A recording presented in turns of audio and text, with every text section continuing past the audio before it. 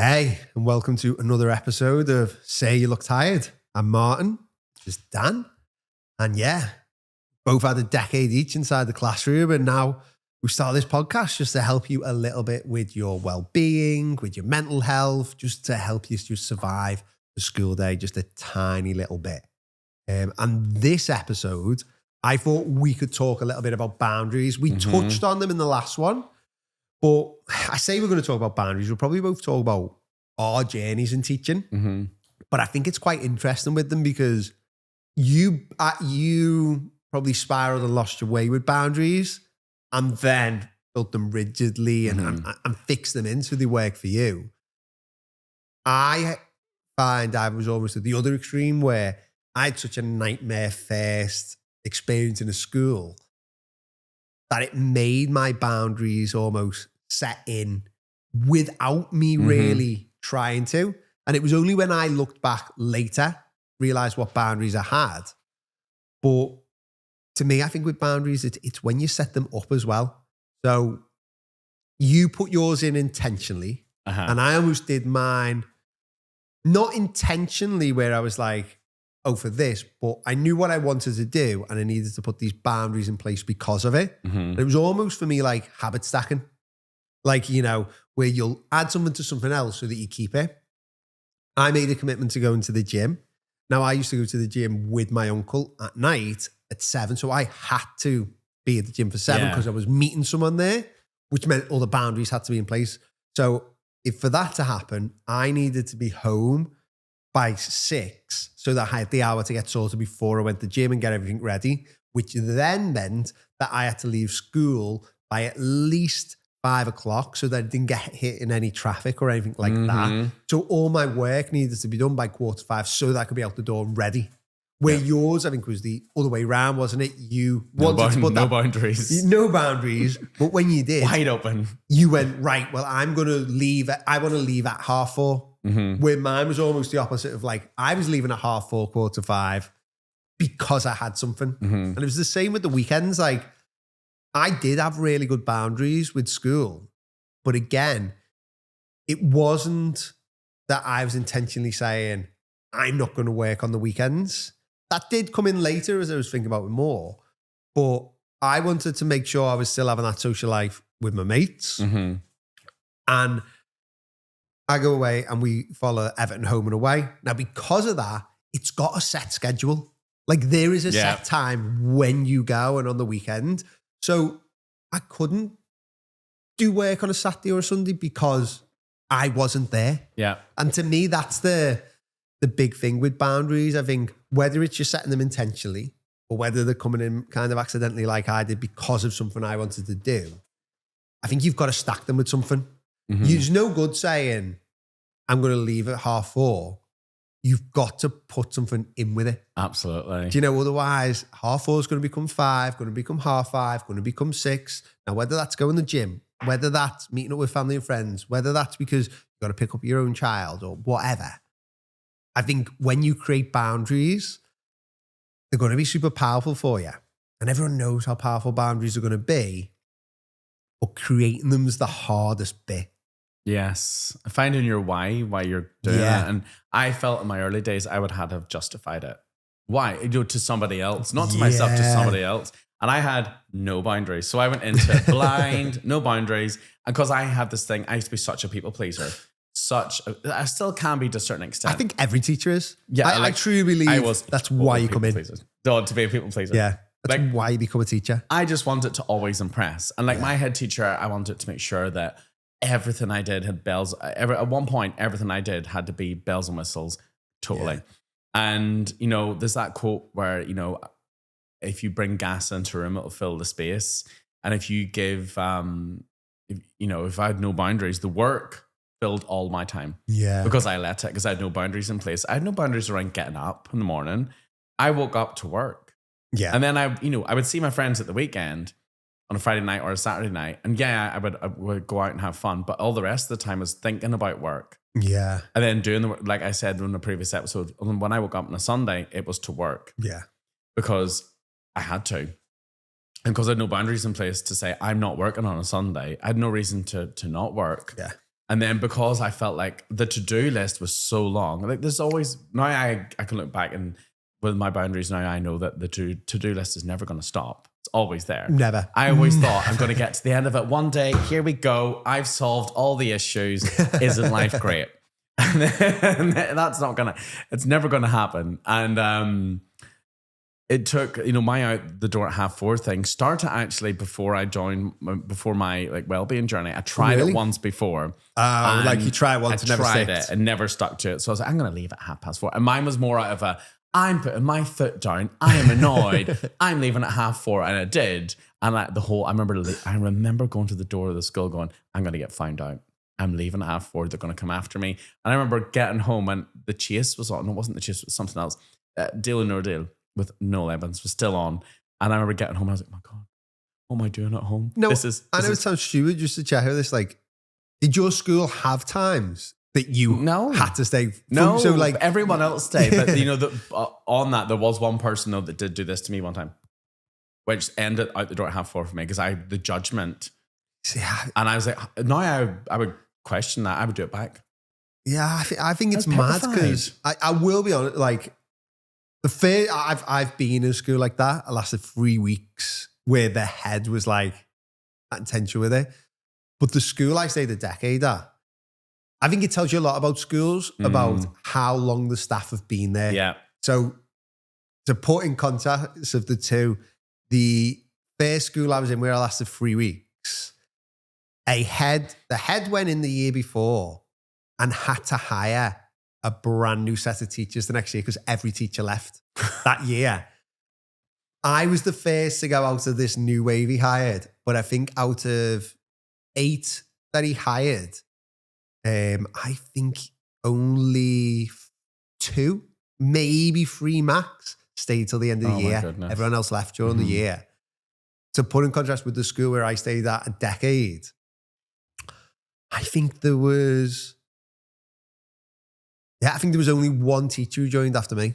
Oh wow! Like I was still classed as one of the new teachers after a decade. Like I was still one of the new ones because everyone, you got in there and you stayed, and it was because no one even thought about where they were going. We were chatting just before this about you say teachers are contracted till 3:30 or 3:45 or something like that. Like 3:30. Yeah, I never used to think about that, and there was never any stigma about it. I remember the only time work was ever brought up as you were leaving was the deputy standing by the door after Ofsted to make sure that no one took any books or laptops. So, like nice. literally being like, no, anyone that did got it sent back. Like she was like, no, put it back. You're not doing anything.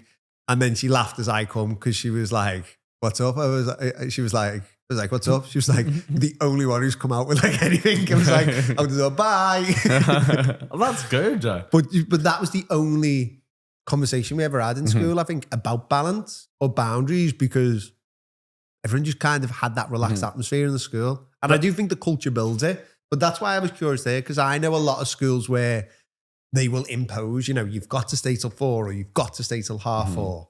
They never impose what time like you have to come in by. Like they might say till 8 or 8:30, but no one's ever like, oh, you come in at, 6:30. Like. Yeah, the school that was my real bad toxic one, it was never said, but it was implied that you stay till like 5, 5:30. And when we had Ofsted, no one left to midnight at least. Yeah. But we got pizza bought for us.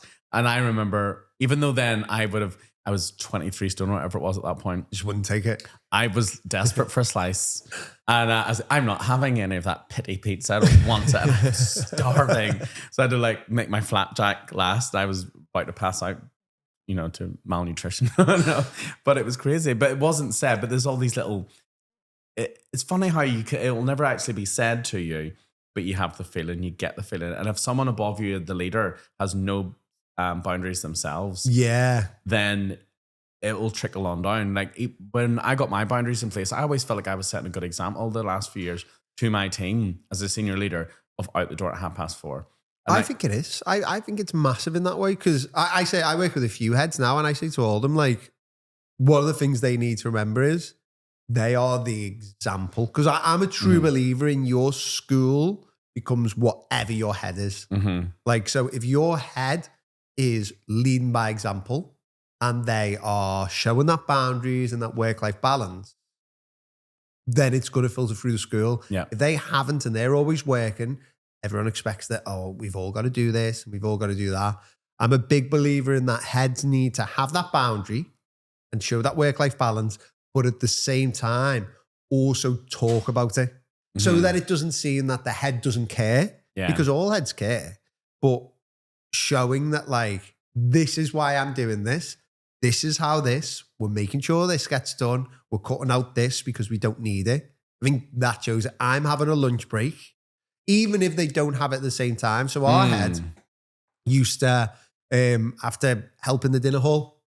Oh, yeah. You know, he helped in the dinner hall. Now there was two, he didn't have to. He could have hired another, midday assistant. Yeah. He didn't, because he told me once what he really likes about it is if he didn't, he could go a whole day without seeing a child. Oh, yes. So by doing that, he got to see every child in that school and have, even if it was just a hello, every single school day. So that was a tick. But then that meant he only got 15 minutes for his lunch. But he would make it very clear he was having half an hour to an hour for his lunch each day. Yeah. It was just when we were going back to class, he was carrying on his lunch. Yeah. Do you know? So that's good. But he was setting that example. And I think that's the big thing with it all. Like, heads need to set that example, but also talk about it. Because if not, we would have just thought you had a 15-minute lunch break. Yeah, absolutely. I think when I've been in schools where I think it's class where if the teachers, so they would make sure in these schools there was a TA and a teacher in every class, which I know is a luxury. But I know that what they did was they would make sure that the TA and the teacher were never on break duty together. And the reason for that was whoever was on break duty got 15 minutes afterwards to have a break. Yeah. Do you know? And it's that boundary. By doing that, they're showing we expect you to take a break. By not, you go on, we expect you to work through it. Do you know? And it was only 10, 15 minutes, but it was that thing of like the teacher and the TA on break duty got a break. We're showing value. We value you as well. For 10 minutes, which is, let's be honest, most of the time it's just settling the kids down. Yeah. Do you know what I mean? We go, get in. Get them to do the starter activity. Do you know, it's not going to be a big deal not having the teacher and the TA there for 10 minutes, but it adds that value. Yeah. It means you won't mind if, you have to attend something. Say someone turns up to do CPD, wink, and you won't mind having to stay because they're putting that value into you. And like what I know, my school that I've just left, we actually got given a whole day out of class once a term to do planning for the next year, for the next term. Nice. Which they never done before. So I would be out all day and we didn't have to take it in school, but we did. And that meant that we got a unit plan thing that we developed, which I helped develop, done for the next half term. And basically it would have what the lesson was going to be, key vocab. And all we had to do there when it came to PPA was copy and paste that in to another document. But then our actual planning was done in 20 minutes. And we would sit and have a chat about the class and then just chat to each other and use the rest of it to be like, right, what do we need to get organized? And I'd plan my little delegation list for each day. So this needs done for Thursday, but really we could do it on Tuesday. Yeah. And then that meant that there's nothing worse that I felt I used to do back in the day was if my TA would say, Dan, what do you need doing? And I had nothing. Yeah. And give someone meaningless tasks to do. Whereas if it was all delegated out, they loved like, and stuff off. Yeah. And it'll all be organized. And it got into this way of, I said to everyone, I have this dream of leaving at 4:30. Because if I can do that, then I'm going to feel happier, which means I'll be a happy leader and this, that, and the other. And we just worked together to make that happen. One Friday, I left with the girls, the ladies, at 4 o'clock, same time as them, instead of 4:30. And I was like, look at us all leaving at 4 o'clock. I was like, our teamwork has meant that I can leave with you on a Friday at 4 o'clock in a good mood. We've all done this together. How great is this? And I left there feeling, when I left in July last year, amazing. Not burnt out. I went into the summer holidays full of energy rather than going into the summer holidays like a damp, with the saying in Northern Ireland called a damp squib, like a firework that's been soaked. I think there though as well, what you talk about there, it's important like that you recognize as well. You said it to them. And I think if more leadership, SLT, teachers, everyone said stuff like that, it'd be important in that way because you're talking about it a little bit. What's funny again, I would say everything that's wrong in teaching, quite a lot of it because we solve with what we do with the kids. Like if you were doing a bit of writing for the kids and you talk about it verbally as you're doing it, so about why am I putting this in? I'm thinking about this. I'm doing this. Why am I doing that? You don't just do it. No. You do it and it's the same with that. Like you are not just doing that expectation, but you are talking about it. So it highlights for next week, like we're going to do this again so that we can all feel good. And it's that celebration, isn't it? And I think that's part of boundaries. Everything. To me, those boundaries come in, those routines, those habits, those structures, it all comes in by just having that little bit of thought process. Yeah. By either linking it to something else or, as you said, finding your why and going, why do we need to do that? Right. Let's look at this. Right. What can I stack in? And I think if you can lean on that, and especially if heads or SLT or anyone, if they can do it, it can build that culture in the school. And I think teachers can do it, TAs can do it, anyone in the school can do it. And the more that are doing it together, it's just going to grow it. And it comes from that conversation and having those boundaries and getting rid of old stigma. Absolutely. If you always do what you've always done, you'll always get what you've always got. And if I had made none of those boundaries, we wouldn't be sitting here today. No. Absolutely not. Like if you've ever seen any pictures of me from what I was like before, like it's that guy, I'm proud of that guy for not giving up, but no boundaries, complete, staying to 6 o'clock, working through to midnight. Whereas now I would be asking myself continually, what's the process behind this and how can I make it? Like the Atomic Habits book talks about, I think it's the British cycling team hadn't won medals in years. Yeah, and they changed lots of things at 1%. Yeah, 1%. How can we make that just 1% better? So for me, out the door at 4:30, I said, this is coming down to my organization and our planning. Our planning used to be pages and pages and pages. But who is this for? That was from my stigma of being on PGC and my early days of teaching where you were not allowed to leave on the Friday unless your planning was pinned on a board for the head to see. But I found out she never looked at it. She didn't look at it. So why were we doing it? But it didn't need to be pages and pages because it was silly. It was almost like a script for every lesson. Yeah. I had similar the first school I was in. So medium term history plan, 6 lessons, 42 pages long. And what I always find funny with it is it was the first school I'd been in. I'd had to make stuff for school, like uni, but not my own ones for a proper school. But I didn't know how long a mid-term plan was meant to be. So I made one, sent it to him, sent it back. Needs more detail. Did they? Sent it back. Must have went backwards and forwards about 10 times. It was 42 pages long.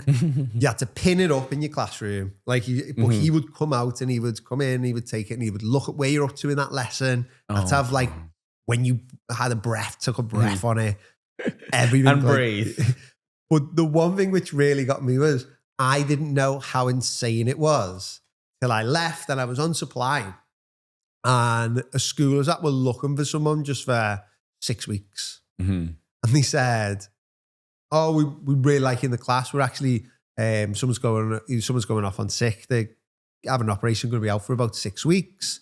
You got any example of any planning you've done? Oh gosh. Just do it. I said, actually, yeah. On my USB, I've got some. Was it a 1 terabyte USB? But I was like, I've got some medium term planning there, and they were like, oh, brilliant. Just print it off. We were right next to the photocopy. She was like, print it off, and I went, okay. And I pressed print, and we were there.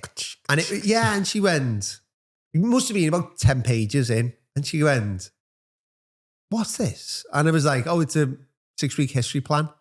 She went, how much more has it got? And I was like, it's about 42 pages. And she was like, 42 pages? Hits the panic button on the car. Was it colour print? Stop. She was like, what? And I remember in that moment going, oh, that wasn't normal.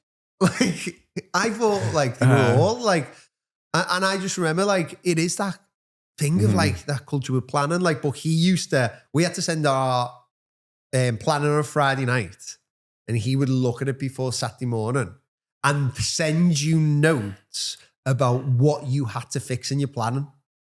Like, and then you'd have to get that back to him by Sunday morning. Like that That means you're never out of the fire. Yeah, that was it. And it was so interesting. I think I think boundaries, you've got to set them up yourself. You've got to be strong with them. But obviously the school can make a massive difference. Like it makes me laugh when you were talking about planning there. Like I've been at that extreme of planning. The school where I spent 10 years, I remember the first week going, do you want to see my planning? And their head, Sam was like, she went, yeah, sure. And so I give her the planning and she kind of flicked through it and went, yeah, that's good. I said, what do you do with it each week? And she was like, oh, Martin, I'm never going to ask for your planning. And I was like, what do you mean? She was like, I'm never going to ask for your planning. And I was like, oh, okay. And then as I was walking out, she was like, Martin, like, you don't have to do any planning. Like, do your planning. Yeah. But you don't, like. Who is it for? She was like, you don't have, she's like, I don't care if you do it on Post-it notes. Like, just make sure that you are teaching what you're supposed to be teaching. And I was like, okay. Like, I never typed up any planning. Never did anything. I just used to have like the lesson objectives. And, you know, and I might type something up quick or I might make a note of something. But it was more like me thinking as I was going along, I'll make the PowerPoint. And I'd say for me, quite a lot of times, that was my planning. My planning would be I'd sit there and go, right, I've got this lesson and I know it's tick these objectives. And that was it.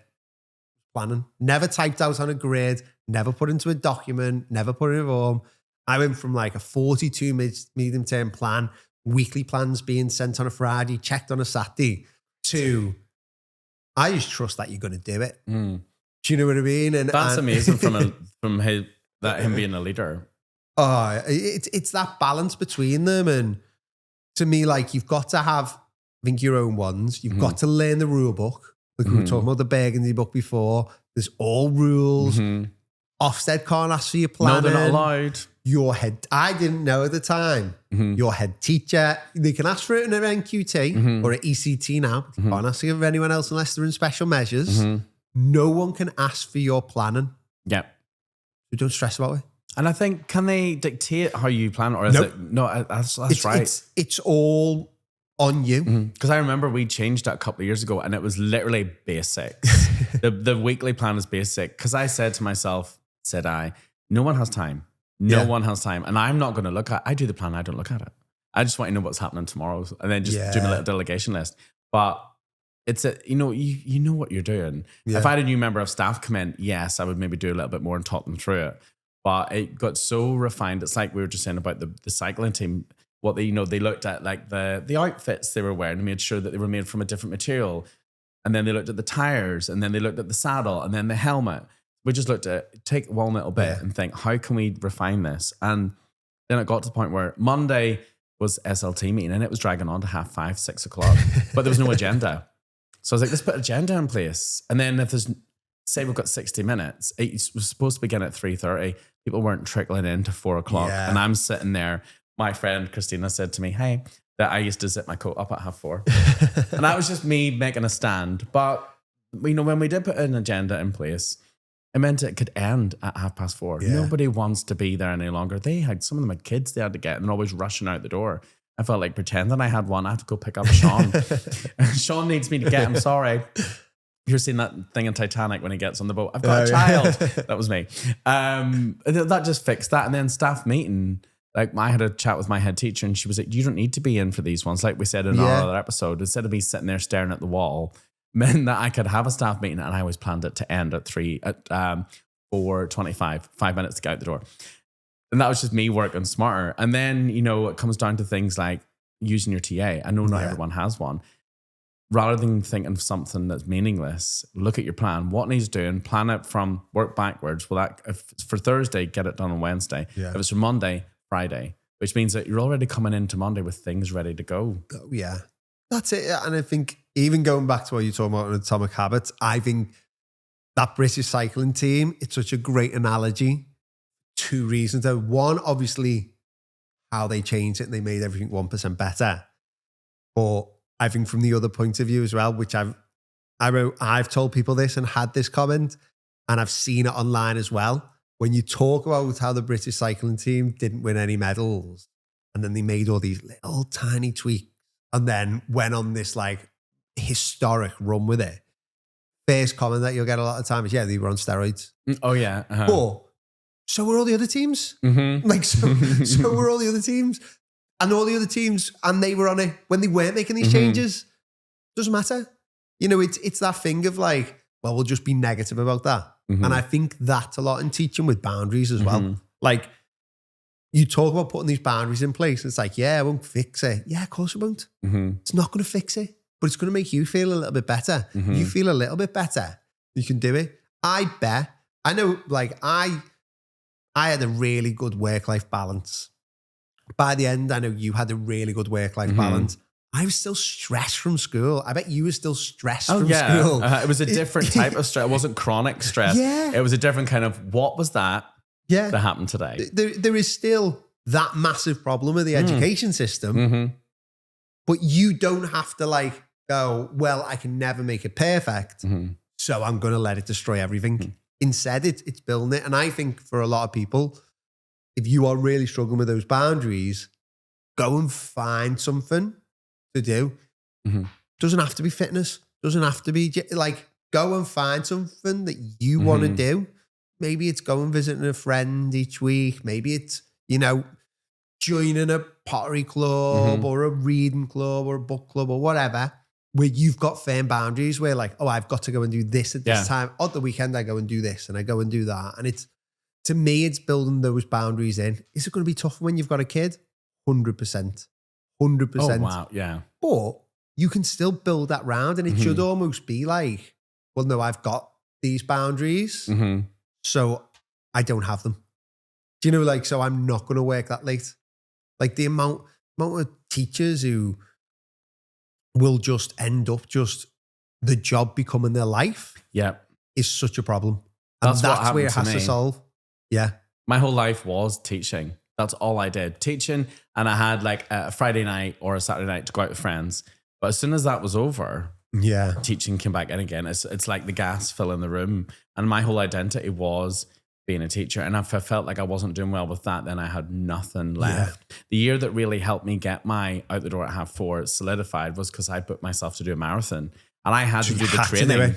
So I had to make, that's what made me really think of, well, how can we change the plan and how can I delegate better? Because I was awful at delegating because I wanted to do everything. How can I delegate better? How can I, tweak this and tweak that? And then it just meant that I had to run. I mean, given the energy, I ran 12K one night after parents' evening. Wow. So it must have been a late start, that as well. That was crazy. And like, this has come from someone who used to wear a knee support and was 23 stone. To run in the Edinburgh Marathon. My 2 sisters flew over and surprised me at the finish. I was like, oh my God, I cried. It was great. But that's it. Having that little bit of a boundary, having that little bit of a structure and a plan meant that you could do that. You probably would have struggled a hell of a lot more to do that if you didn't have that purpose behind it. And I think that's the big one for all teachers. Like, almost work backwards. Go, oh, I want to do this, so I'm going to do this. How can I do it? If you want to get fit and healthy and you want to start going to the gym, fantastic. But if you always struggle and you always give up, like, it's going to sound stupid because obviously I do online fitness training for teachers now. I would start with a coach, whether it's online or in person, if you don't know what to do. First thing I would do is I would find someone who's already going to the gym or a friend who wants to get into it as well and start going with them and set a time when you've got to go. Because then, say you meet them at 6 o'clock 3 times a week. Well, you have to go at 6 o'clock 3 times a week, and you'll go. You'll enjoy it because you're not going to train. You're going to catch up with a mate. Do you know? And it's building that thing, and you're just doing that in between, rather than, not that teachers do go to the pub on a Monday night or anything like that, but rather than go to the pub, you're going to train and you're just still having that social, but it's that boundary there. Yeah. Same with the weekend. I went to match with my mates. It was having the trouble with where you were going out with your mates. Not the trouble with that it. Was to help me cope. It was to help you cope, but as well, like I didn't enjoy those nights. You've got to, but as well, you've got to kind of build that and make sure everyone's there and doing this and doing that. This match was happening. It didn't matter whether I was going or not. That match was happening. I wanted to go, so I had to work around it. Oh, yeah, I get you, yeah. I couldn't, on that, it'd be quite easy for you to go, I'm really tired, I'm not going this week. Yeah. Do you know what I mean? Let's move it to tomorrow. You're not going to ring up the team. Or your mate says, I'm not going. Do you know, it's stuff like that. But I think find someone who wants to go to the gym with you, or go running with you, or go walking with you, or join a club with you. Give yourself that little buddy boundary. Get that boundary in place. And it becomes a non-negotiable because it's got to. Yeah. Like I wanted to go to the match. If I wanted to go to the match, I had to put that boundary in place. I couldn't say, oh, well, guys, just wait. I've got about 2 hours of work and then I'll come and join. It's not going to happen. No. And to me, anyone that's stuck with it, that's the big one. And it's taken that little step because I think both of us were quite lucky in the sense of probably me more than you, which is probably why I jumped really quick from it. Obviously, you were over here. You were burning yourself into the ground, but obviously you had your rent and you had your bills and everything like that. Now, you could have just left and gone back home. I could. There was that option. You weren't with a family and kids and everything like that, where probably feel a bit more trapped. I was 21, 22, still living at home, didn't have a bill. So 3 weeks in, when I was like, this is the worst thing I've ever done in my life, I was like, I'm leaving. Yeah. Do you know, there was no worry with it. And I think for teachers who are struggling where they can't just go, right, let's leave. It's about putting those boundaries in. It's about going, okay, I want to spend more time with my kids. Right. What activities am I going to put in place where I do it? It can be as simple as go in the park twice a week. Do you know, at 4:30 or at 5 o'clock, twice a week, we go to the park. And kids are going to hold you to that after a while. Do you know what I mean? Which means you'll have to restructure your whole week. You've got to restructure it, yeah. That's better than not doing it because they're going to grow up. Yeah. And it's just that building. And I always struggle with talking about stuff like this because it's not going to be easy. And no one's saying it is, but it's also not easy what you're doing right now. No. And, I would probably say it's just as tough for you to keep those boundaries as it was for you to not have those boundaries. It was just a different type of tough. Yeah, it was. And I'm choosing this tough. Yeah. And your reward is a lot better. You didn't get a reward really with the other one. No. Now you're getting a reward from it because of the habits, the routines, the structures that all come from that boundary. And don't even focus on what results you're going to get. Focus on right, do I want to put in? Do I want to spend more time with my kids? Well, don't just say I want to spend more time with my kids. Put it how you're going to spend more time with your kids. Yeah. And it won't work straight away. There'll be weeks when I'm like, oh, this is not working. But that's when you have to push through it. And it's nice being I almost found not having boundaries comforting in a way because I felt that I felt like I was doing a good job. I was burnt out, but I was still trickling along. And it was easier for me to just keep the blinkers on and just keep going. But when I took them off, I went, this is not working. That was really hard. I had to step out of my comfort zone to be like, this is my plan for the week and I don't have any more time. Yeah. I was petrified. I could have been like, I didn't know what they were going to say, but they're like, okay. Yeah, because it is. And again, we've talked about a lot. I've said a lot. I work with a lot of head teachers who are absolutely stressed out to their eyeballs as well. Probably more than teachers. There are absolute demons out there, like horrors of heads. I've worked for one. Awful heads. There are. I would say 90, maybe 95% of heads are just misunderstood. Yeah. Yeah. You know, like misplaced authority. You're worried about what they're going to say, and you've worked yourself into a tizzy about it, but they didn't even care. Do you know what I mean? And it's like the head I wait for. If I hadn't have gone to her and gone like, "Hey, here's my planning," she wouldn't have come to me and be like, "By the way, Martin, don't worry with any planning." If I was doing it all the time, I would have been burnt out and stressed out and still done. But the first head wanted blood from a stone. He wanted everything. That can cause chaos. If you're in that situation, definitely a good idea to set boundaries, to use email so that you've got a paper trail with everything. Always. Because they're not going to do it. I actually got onto him, even though it was 3 weeks. I clicked on that when he was in the right, he would email me. And when he was in the wrong, he would come to my room for a chat.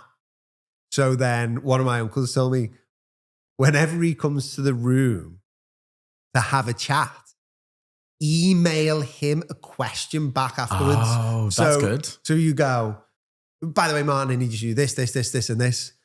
So you go, hey, just to confirm, do you want me to do this? And then you're putting that back on him to go, oh no, I didn't mean that.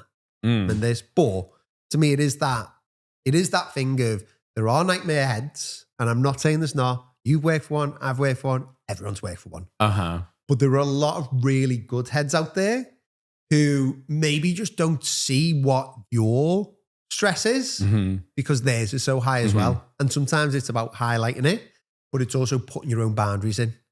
Like, what would be the best ways you'd say to put boundaries in? What would be, where would you, if you were completely stressed out, so you were to go back to 5-6 years ago and you were to give you advice then, where would you start with boundaries? What would be the main ones to put in? And how would you make sure you'd stick to them? Do you know what I would do? I would look at my little timetable of my week. I just want to look where my time is going. I want to know what I'm doing with my time. So I would look at what time I'm leaving, what time I'm getting to work, what time I'm leaving. Yeah. Okay. And the time when I'm not teaching, that was when I'm like, well, I'm having my lunch. But for me, it was all just, what am I doing with my time? Yeah. Because sometimes after school, I wasn't getting anything done. I was that tired. Really, I should have nipped it in the bud. I went home. But I felt like I just had to use that time. So basically, I would just, in the Habits book, Atomic Habits, he talks about take one day and write down everything that you do as you do. You can't do it as you're doing it. But, after every lesson or whatever, I would just look at how you use your time. And for me to do that, the door at 4:30, I had to tweak my planning to make it work for me. Yeah, teach the job and do the job for the children. I would have to teach, but I had to just tweak what I was doing with it just to make it work. But to them meant when I looked at my time and planning, I could delegate better. I wasn't delegating at all, which meant I was doing everything. And I was saying to my team, oh, this needs done, but it wasn't anything that was making an impact. Yeah. So when I could look at my time and my planning, it meant I could delegate, which meant I could leave at 4:30 one day. I just wanted to do it one day a week. Yeah. And because that one day worked well, I said to myself, what worked well about that one day? Okay, I'm going to replicate it for the next day. And then it became 2 days, 3 days. Yeah. And then a couple of weeks happened. Yeah, this is great. Week 3, it was all, I don't know why. It was week 3 is that this is not happening. I need to do more. Then I said to myself, don't. Keep going and see what will happen in like 3 or 4 weeks. And always just review the process again and tweak one little thing at a time. Yeah. I think what's interesting there, you said about just doing it once a week, because that reminds me a lot about like weight loss. Like obviously you said like lost 10 stone, which is class, like 140 pounds, but you haven't lost 140 pounds. You've lost a pound 140 times. Yeah. And I think that's the best way to look at anything. If you're looking at weight loss, if you're looking at running, if you're looking at lifting weights, if you're looking at like anything, break it down into such a small thing. You just want to get out the door 4:30 once. When you're doing it, then it becomes twice, then it becomes 3 times, then it comes 4. And like when you talk about planning, like what did you do with your planning to like tweak and change it? Because again, I think it's so different between us. Because I would say I was in an absolute hellhole and took myself out of it, almost decompressed and thought about things. And when I went back into the next school, I was more focused on it. I got hit by something that I didn't know what was coming. Mm-hmm. And the second time round, I was ready for it. It didn't actually come, but I was ready for it, where you did it in the school, while you were in the school. So what for you, like when you talk about you tweaked your planning, what were you doing before? What were you doing now? Just like what's that little tweak? Because I bet it wasn't that different. There was way too many activities going on. Yeah. There was way too much setting up, too much faff, resources, way too many resources. Didn't need to be. Every lesson was planned way over the top. Yeah. And all I really needed was my learning objective and, vocabulary, whatever. But I'm an early years teacher, so you've got your classroom provision. I was setting up something in every area. It didn't need to be, that did not need to happen. The more you set up, you're diluting the impact of what's there. Yeah. So I was using I made sure that my continuous provision which is what's always there in the room, was really strong. And if I did have an activity, I always said, well, why are we doing that? I questioned, why? No, get rid of that. And then there was one week where I planned nothing, no activities at all, and just had adults and provision. And then I've stripped it right back to nothing. And then, okay, let's do these two activities. Let's do this, which meant that I was spending less time creating resources. Yeah. And I felt like the more I was doing, the better things would be. But when I dialed it right down and focused on doing, a literacy activity and a maths activity, then I could add in another activity on top of that. It meant that I was still able to get I actually got better results out of it. And then I looked at, it came down to marking. Well, we didn't really have marking in early years, but we had iPads to take photographs of things. I felt like I had to have all this evidence. But if you look at it, it says in our new framework that we don't need anything at all, not even a book, but we do. You need something. And so I just said, let's not carry around the iPads then. I'm not going to do that. And I gave my TA time during the day to put the stuff on Tapestry for us. Yeah. So it all just became like, I broke everything right down to nothing and questioned why that lesson was there, what we're getting out of it, and what resources do we need. Yeah. And I think you can extrapolate that to like all of it. So like, again, I've mentioned it before, like when we did maths, we differentiated without differentiating. Mm-hmm. And it's the same thing where we could have had lots of different maths activities and everyone could have been doing something. Everyone would start on the first 10 questions.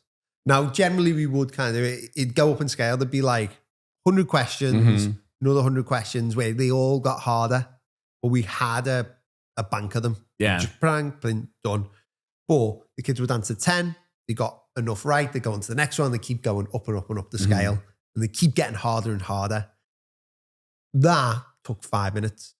If we were to make our own resources, take an hour. Oh, yeah. 2. Mm-hmm. And I think that's what you're talking about there, as well as early years. It's for all the school years. Like, you don't need as much. No. And you can use it. There's so many teacher resources out there. And use them. Like, go and just take what you need, tweak it a little bit if you need to, get your resources ready in 5 minutes rather than spending an hour or the hour lesson. I used to spend ages making I don't know if you know much about what early years is like, but we have these like tough trays and we spend ages setting something up. Say, for example, we're doing Jack and the Beanstalk. I would have spent ages making all the resources, make this little thing. They come along, la, la, la, la, crashed. So what I would do was I created an area where they had different scenes to create different stories, different, props that they could put with it. And then I had a basket of just stuff connected to the story. I'm like, if you want to use that, off you go. But if you don't, you can still create what you need. Then I trained up the adults to be able to go into that provision and take what we're thinking live in action to the moment, which meant that I didn't have to do that tough tray anymore. It's class. And that's little things, isn't it? You've done that once. And it's a bit like, I know you've mentioned Atomic Habits. There's another book called The One Thing. I don't know if you've read that one. Basically what it's an idea of like, even though you'll have massive amounts of lists, if you keep making a list and keep breaking them down, you only actually have one thing to do.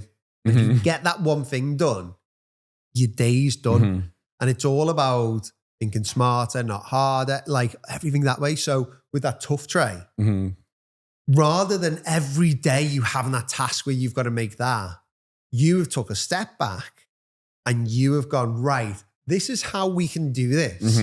Where I never have to make or teach that anymore. but the same thing is happening. So all of a sudden, like that tough tray, say it used to take you 20 minutes, half an hour, however long, you're not doing that anymore. You're just putting some stuff out and they're making it. Yeah. And it's that thing of like, you've changed a half an hour job into a 5-minute job because you've took that back. It's a bit like, it's meant to be a bit more with automations and computers and everything like that, but we can do it in teaching as well. Oh, absolutely. Like, you know, get this so that this happens. And if you haven't got a TA in the class, I had many years when I didn't have a TA in the class, use the kids more. The kids used to do everything. I never got a book out. I never cut anything out. I never did anything. The kids did it. If the classroom was a state, the kids would tidy it. Do you know what? And I know it sounds stupid, but the amount of teachers actually tidy a classroom afterwards. And I just think, why?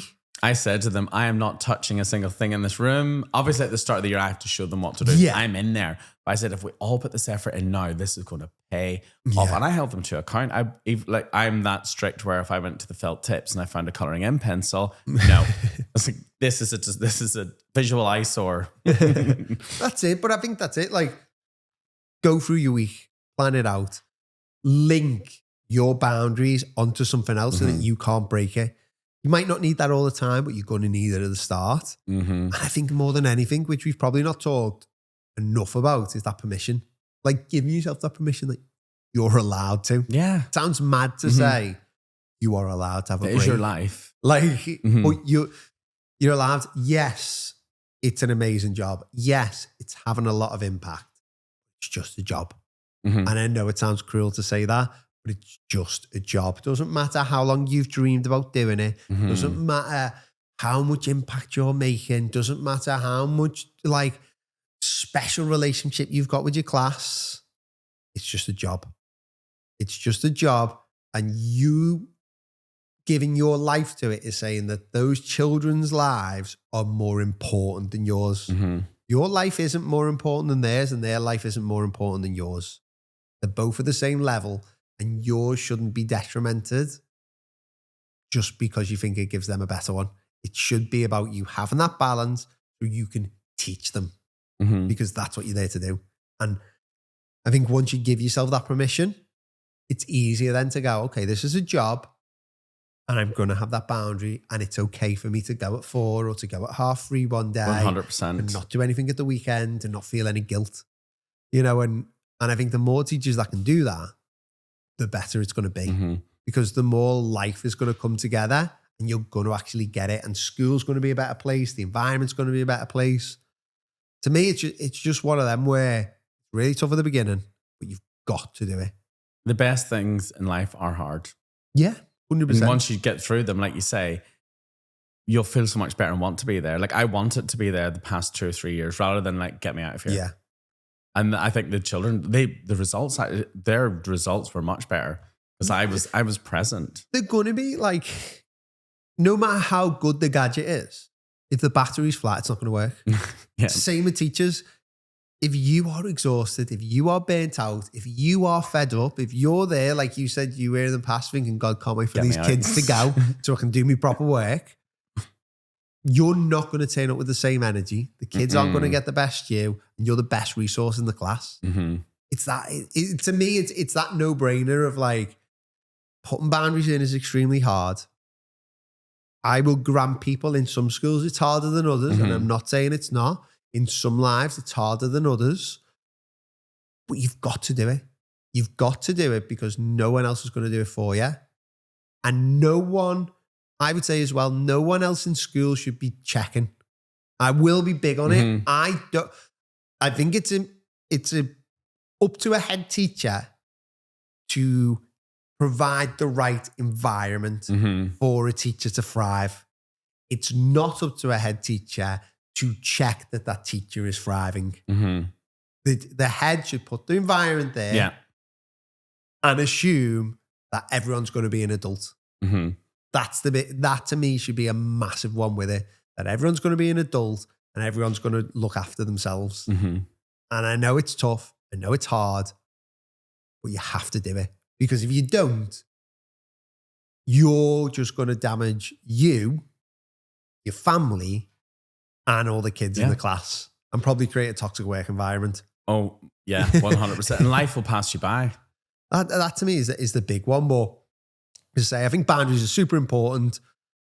Someone took anything from this podcast, I think it's just to like realize that they're probably the most vital thing in keeping you in the job, to make the job happy.